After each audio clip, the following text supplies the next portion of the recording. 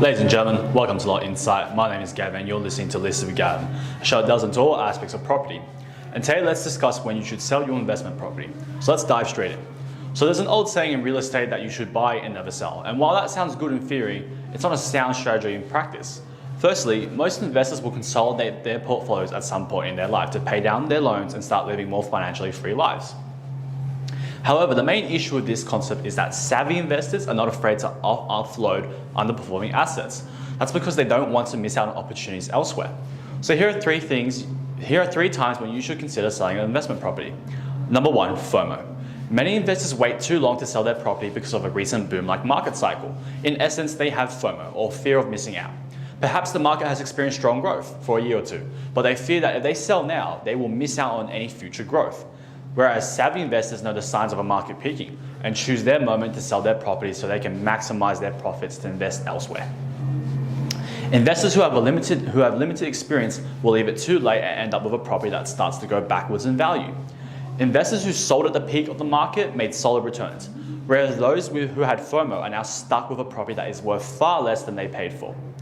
Number two, waiting game.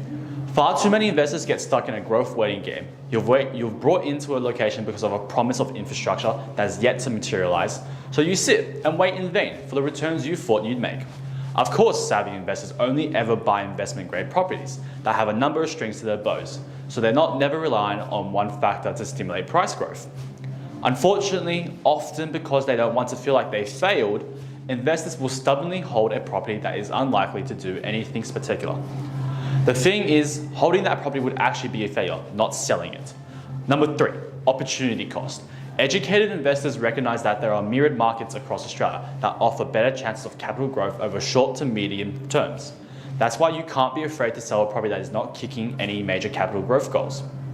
Sure, there are costs involved in selling and buying elsewhere, but selecting a location and a property with strong price growth potential means they are likely to make that back in equity within a year or two. By naively hoping for a market upswing that has no bearing to reality, they are likely to be out of pocket by much more over the long run. If you can only afford to own 2 or 3 investment properties, then you must make sure that you own the best properties you can afford. Selling an investment property that is not doing its job, which is creating wealth for you, is not a bad thing. Rather, it's a sign that you recognize there are better opportunities out there that you don't want to miss out on. So a key takeaway from today is know your price points. Don't be afraid to sell a property if you have made a profit, and don't be afraid to sell a property if you haven't made returns you had hoped to. Thanks for listening, folks. Don't forget to hit that like and subscribe, and see you next time.